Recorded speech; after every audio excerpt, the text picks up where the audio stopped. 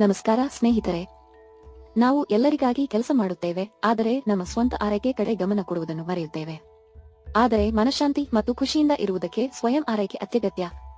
ಇಂದು ನಿಮ್ಮ ದಿನಚರಿಯಲ್ಲಿ ಬಳಸಬಹುದಾದ 5 micro self care ಅಭ್ಯಾಸಗಳ ಬಗ್ಗೆ ಮಾತನಾಡೋಣ. 1. ಜರ್ನಲ್ ಬರೆಯುವುದು. ಜರ್ನಲಿಂಗ್ ಎಂದರೆ ದಿನನಿತ್ಯದ ಅನುಭವಗಳು, ಭಾವನೆಗಳು, ಆಲೋಚನೆಗಳು ಮತ್ತು ಗುರಿಗಳನ್ನು ಬರೆಯುವ ಅಭ್ಯಾಸ. ಇದು ನಮ್ಮ ಮನಸ್ಸನ್ನು ಸ್ಪಷ್ಟಗೊಳಿಸಲು, ಆತ್ಮವಿಚಾರಣೆ ಮಾಡಲು ಮತ್ತು ವೈಯಕ್ತಿಕ ಬೆಳವಣಿಗೆಯನ್ನು ಉತ್ತೇಜಿಸಲು ಸಹಾಯ ಮಾಡುತ್ತದೆ.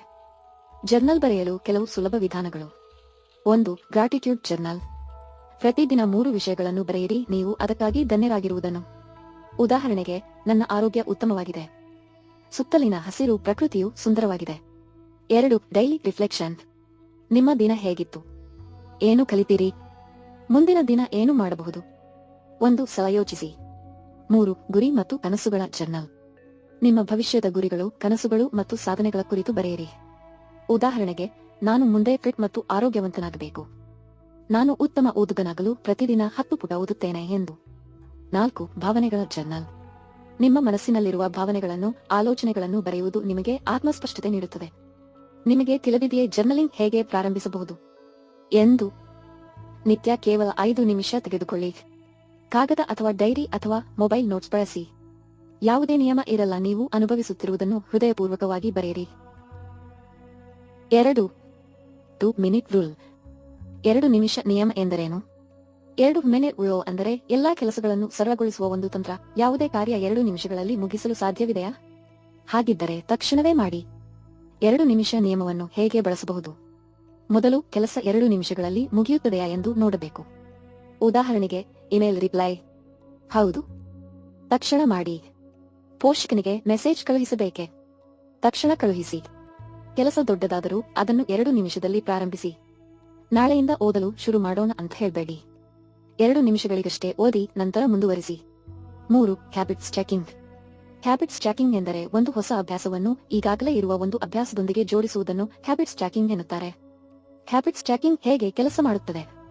ಹೊಸ ಹ್ಯಾಬಿಟ್ ಅನ್ನು ಈಗಾಗಲೇ ಇರುವ ಹ್ಯಾಬಿಟ್ ಜೊತೆಗೆ ಜೋಡಿಸಿ. ಉದಾಹರಣೆಗೆ, ಬೆಳಿಗ್ಗೆ ಏಳುವುದು, ಇದು ಹಳೆಯ ಹ್ಯಾಬಿಟ್. ಇದರ ಜೊತೆಗೆ ಸೇರಿಸಿ 1 ಗ್ಲಾಸ್ ನೀರು ಕುಡಿಯುವುದು. ಹಾಗೆಯೇ ಟೂತ್ ಬ್ರಷ್ ಮಾಡುವುದು, ಇದು ಹಳೆಯ ಹ್ಯಾಬಿಟ್. ಇದರ ನಂತರ 10 ನಿಮಿಷ ಆಳವಾದ ಉಸಿರಾಟ ತೆಗೆದುಕೊಳ್ಳುವುದು, ಹೊಸ ಹ್ಯಾಬಿಟ್ ಸೇರಿಸಿ. ರಾತ್ರಿ ಊಟದ ನಂತರ 2 ನಿಮಿಷ ವಾಕಿಂಗ್ ಮಾಡುವುದು, ಇದನ್ನು ಸೇರಿಸಿ. ಹೊಸ ಹ್ಯಾಬಿಟ್ ಪ್ರಾರಂಭಿಸಲು ಹೆಚ್ಚು ಶ್ರಮ ಬೇಡ. ಈಗಾಗಲೇ ಇರುವ ಹ್ಯಾಬಿಟ್ ಸಹಾಯ ಮಾಡುತ್ತದೆ. ನಿಮಗೆ ಆ ದಿನ ಏನು ಮಾಡಬೇಕೆಂದು ನಿಮ್ಮ ಮೆದುಳು ತಾನಾಗಿಯೇ ಒಪ್ಪಿಕೊಳ್ಳುತ್ತದೆ. ಇದು ದುಡ್ಡು ಅಥವಾ ಹೆಚ್ಚು ಸಮಯ ಬೇಡದ ಒಂದು ಶಕ್ತಿಯುತ ತಂತ್ರ. 4. ಘರ್ಷಣೆಯನ್ನು ಕಡಿಮೆ ಮಾಡುವುದು. ನಾವು ಹೊಸ ಅಭ್ಯಾಸಗಳನ್ನು ಆರಂಭಿಸಲು ಕಷ್ಟವಾಗುವುದಕ್ಕೆ ಅಥವಾ ಕೆಟ್ಟ ಅಭ್ಯಾಸಗಳನ್ನು ಬಿಟ್ಟುಹಾಕಲು ಸಾಧ್ಯವಾಗದಿರಲು ಫ್ರಿಕ್ಷನ್ ಒಂದು ಪ್ರಮುಖ ಕಾರಣ. ಉದಾಹರಣೆಗೆ, ಓದಬೇಕು, ಆದರೆ ಮೇಜ್ ಮೇಲೆ ಪುಸ್ತಕ ಇಲ್ಲ, ಓದುವುದನ್ನು ನಿಲ್ಲಿಸುತ್ತೇವೆ. ಹೆಚ್ಚು ನೀರು ಕುಡಿಯಬೇಕು, ಆದರೆ ಬಾಟಲ್ ಸಿಗುವುದಿಲ್ಲ, ನೀರು ಕುಡಿಯುವುದನ್ನು ಮರೆತು ಬಿಡುತ್ತೇವೆ. ಸುಳ್ಳು ಕಾರಣಗಳನ್ನು ನೆಪ ಮಾಡಿಕೊಳ್ಳುತ್ತೇವೆ. ನಾಳೆಯಿಂದ ಜಿಮ್ ಹೋಗ್ತೀನಿ, ನಾಳೆ ಮುಂಜಾನೆ ಎದ್ದೇ ಓದಲು ಕುಳಿತುಕೊಳ್ಳುತ್ತೀನಿ. ಈ ಎಲ್ಲ ಸಮಸ್ಯೆಗಳಿಗೂ ಪರಿಹಾರ ಘರ್ಷಣೆಯನ್ನು ಕಡಿಮೆ ಮಾಡುವುದು. ಉತ್ತಮ ಅಭ್ಯಾಸಗಳಿಗೆ ಘರ್ಷಣೆಯನ್ನು ಕಡಿಮೆ ಮಾಡುವುದು ಒಳ್ಳೆಯದು. ಒಳ್ಳೆಯ ಹ್ಯಾಬಿಟ್ ಸುಲಭವಾಗಿರಲಿ. 1 ಪುಟ ಓದುವ ಅಭ್ಯಾಸ ಬೇಕಾ? ಪುಸ್ತಕವನ್ನು ಹಾಸಿಗೆಯ ಪಕ್ಕದಲ್ಲಿಟ್ಟುಕೊಳ್ಳಿ. ನೀರಿನ ಸೇವನೆ ಹೆಚ್ಚಿಸಬೇಕಾ? ಹತ್ತಿರವೇ ನೀರಿನ ಬಾಟಲ್ ಇಡಿ. ಬೆಳಿಗ್ಗೆ ವ್ಯಾಯಾಮ ಮಾಡಬೇಕಾ? ಬೆಳಿಗ್ಗೆ ಬಟ್ಟೆ ರಾತ್ರಿಯೇ ಸಿದ್ಧಗೊಳಿಸಿ. ಕೆಟ್ಟ ಹ್ಯಾಬಿಟ್ ತೊರೆಯಲು ಘರ್ಷಣೆಯನ್ನು ಹೆಚ್ಚಿಸುವುದು ಒಳ್ಳೆಯದು. ಸೋಷಿಯಲ್ ಮೀಡಿಯಾ ಕಡಿಮೆ ಬಳಸಬೇಕು. ಫೋನ್ ಅನ್ನು ಬೇರೆ ಕೋಣೆಯಲ್ಲಿ ಇಡಿ. ಜಂಕ್ ಫುಡ್ ತಿನ್ನೋದು ಕಡಿಮೆ ಮಾಡಬೇಕಾ? ಅಡುಗೆ ಮನೆಯಲ್ಲೇ ಅದನ್ನು ಇರಿಸಬೇಡಿ. ಟಿವಿ ನೋಡೋ ಸಮಯ ಕಡಿಮೆ ಮಾಡಬೇಕಾ? ಟಿವಿ ರಿಮೋಟ್ ಅನ್ನು ದೂರವಿಡಿ. ಒಳ್ಳೆಯ ಹ್ಯಾಬಿಟ್ ಸುಲಭಗೊಳಿಸಿ, ಕೆಟ್ಟ ಹ್ಯಾಬಿಟ್ ಕಷ್ಟಪಡಿಸಿ. 5. ಸಂಗೀತ ಕೇಳಿ. ಸಂಗೀತವು ಕೇವಲ ಮನರಂಜನೆ ಮಾತ್ರವಲ್ಲ, ಇದು ಆರೋಗ್ಯ ಮತ್ತು ಮನಸ್ಸಿನ ಮೇಲೆ ಬಹಳಷ್ಟು ಒಳ್ಳೆಯ ಪರಿಣಾಮ ಬೀರುತ್ತದೆ. ಒತ್ತಡ ಕಡಿಮೆಯಾಗುತ್ತದೆ. ಸಂಗೀತ ಕೇಳುವುದರಿಂದ ಮೆದುಳಿನಲ್ಲಿ ಡೋಪಮೈನ್ ಬಿಡುಗಡೆಯಾಗುತ್ತದೆ, ಇದು ಸಂತೋಷದ ಹಾರ್ಮೋನ್.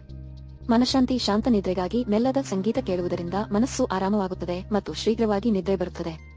ಒಬ್ಬ ವ್ಯಕ್ತಿಯ ಭಾವನೆಗಳನ್ನು ಉತ್ತಮಗೊಳಿಸುತ್ತದೆ. ಹಾಡುಗಳ ಮೂಲಕ ಜೀವನದ ಅನುಭವಗಳನ್ನು ಮರಳಿ ಅನುಭವಿಸಬಹುದು. ಇವೇ 5 ಸೂಪರ್ ಸರಳ ಸೆಲ್ಫ್ ಕೇರ್ ಮೈಕ್ರೋ ಹ್ಯಾಬಿಟ್ಸ್ ನೀವು ಪ್ರತಿದಿನ ಅನುಸರಿಸಬಹುದು. ಈ ಅಭ್ಯಾಸಗಳು ನಿಮ್ಮ ದೇಹ, ಮನಸ್ಸು ಮತ್ತು ಜೀವನದ ಗುಣಮಟ್ಟವನ್ನು ಹೆಚ್ಚಿಸಲಿದೆ. ಈ ವಿಡಿಯೋ ಉಪಯುಕ್ತವಾಗಿದೆ ಎಂದರೆ ಲೈಕ್ ಮಾಡಿ, ಶೇರ್ ಮಾಡಿ ಮತ್ತು ನಮ್ಮ ಚಾನೆಲ್ను ಸಬ್ಸ್ಕ್ರೈಬ್ ಮಾಡಿ. ನೀವು ಇನ್ನಷ್ಟು ಸೆಲ್ಫ್ ಕೇರ್ ಟಿಪ್ಸ್ ತಿಳಿಯಲು ಬಯಸುತ್ತೀರಾ? ಕಾಮೆಂಟ್ ಮಾಡಿ ತಿಳಿಸಿ. ನಿಮ್ಮ ಸಮಯಕ್ಕಾಗಿ ಧನ್ಯವಾದಗಳು.